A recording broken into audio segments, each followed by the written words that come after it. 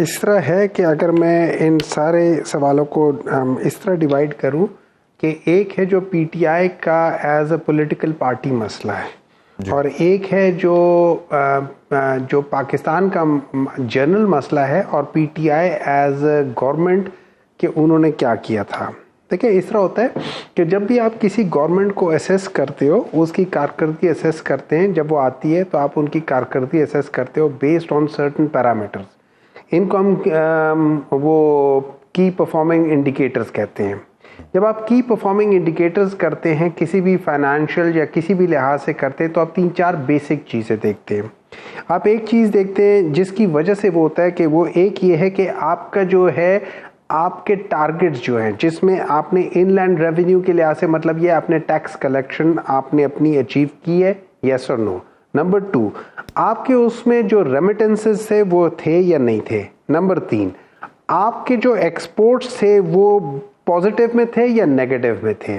Number 4, जो most important चीज़ है वो ये है कि आपकी जॉब क्रिएशन कितनी हो रही है, क्योंकि जॉब क्रिएशन जो होती है ना ये एक्चुअली इकोनॉमी को बूस्ट देती है, ये मिडिल क्लास को फरोग देती है और मिडिल क्लास मींस आपकी रीढ़ की हड्डी को स्ट्रॉन्ग करती है। ठीक है, अब आप देख लें, आपने टैक्स कलेक्शन पाकिस्तान की हिस्ट्री में सबसे ज़्यादा टैक्स कलेक्शन हुआ था। ठीक है, उस ज़माने में जो उन्होंने अपने टारगेट रखे थे, अगर वो टारगेट लेट्स से मैं टारगेट रखता हूँ जुलाई टू जुलाई या जो फाइनेंशियल ईयर होता है, मैं उसमें 9 महीनों में या 10 महीनों में अपना टारगेट अचीव कर लेता हूँ। दैट मीन्स कि आई एम ओवर शूटिंग। मैंने 20 रुपए का टारगेट रखा था, मैंने 20 रुपए 10 महीनों में कर लिए और उस लिहाज से मेरे दिमाग में ये आता है कि जब हम उसको डिवाइड करके करते हैं तो मुझे 2 रुपए एक्स्ट्रा मिल जाएंगे या 3 रुपए एक्स्ट्रा मिल जाएंगे। मैं उन 3 रुपए का क्या करूंगा, मैं उन 3 रुपए के बजाय खजाने में डालने के मैं उनको कर लूंगा, किसी चीज को सब्सिडाइज कर लूंगा। ठीक है, ये याद रखिए, ये उस बैकड्रॉप में हो रहा है कि जिस बैकड्रॉप में आपके जितने भी इंटरनेशनल फाइनेंशियल इंस्टीट्यूशंस हैं वो सारे इंक्लूडिंग IMF कहता है कि Pakistan economy is in the growing phase and sustainable का मतलब यह है कि अपने आप को यह सस्टेन कर रहा है। ठीक है, और उसकी सस्टेन की वजह यह थी कि उसे पिछले साल में हमने 5.7 5.8 के जीडीपी को टारगेट किया था और हम ऑलरेडी तकरीबन 5.97 को टच कर गए थे। इसका मतलब यह था कि जून में हमने जाके अराउंड 6.1 6.2 6.3 को नहीं करना था। इन लोगों ने आके 6.1 बता दिया, परफेक्टली फाइन।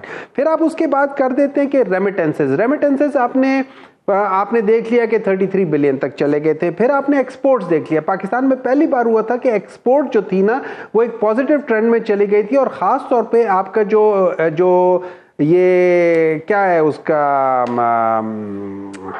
फैसलाबाद में आप देखें, वहां पे जितना भी था वहां पे आपको टेक्निकल स्किल खत्म हो गई थी, वह सारी की सारी इंप्लॉयड हो गई थी। They were looking for more people और आपके पास मिल नहीं रही थी। जो आपका टेक्सटाइल इंडस्ट्री पूरी तरह बूम कर रहा था। अब चौथी चीज आ जाती है जो कि सबसे इंपॉर्टेंट चीज है, वो ये आ जाती है, अच्छा इसके अलावा एक और है जिसको क्या कहते हैं, ह्यूमन इंडेक्स। ठीक है ना, कि आपने ह्यूमन इंडेक्स में कितना किया था। ह्यूमन इंडेक्स में सबसे ज्यादा अराउंड लेट्स से नॉर्मली जो होता है आपको तकरीबन 0.2% का इसमें इजाफा हुआ था इस एक साल में। अब तीसरी चौथी चीज जो मैं बताना चाह रहा था वो ये था कि जॉब उसमें है।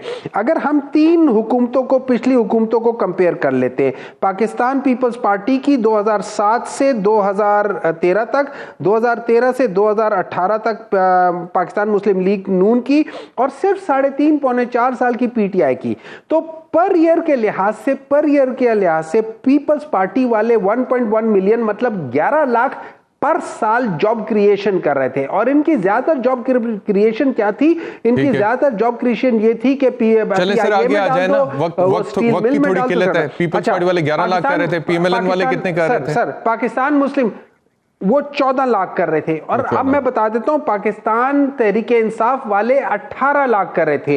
18 लाख का मतलब है जो हमारा टारगेट था कि 5 साल में 1 करोड़ जॉब हो जाएंगी, हम उनमें से 8-10 लाख शॉर्ट हो जाते, लेकिन हम लोग 90-92 लाख जॉब्स हम निकाल के दे देते। हो सकता है उससे ज्यादा भी हो जाता है, क्योंकि जब आखिर में आता है तो वो कंपाउंडिंग होनी शुरू हो जाती है।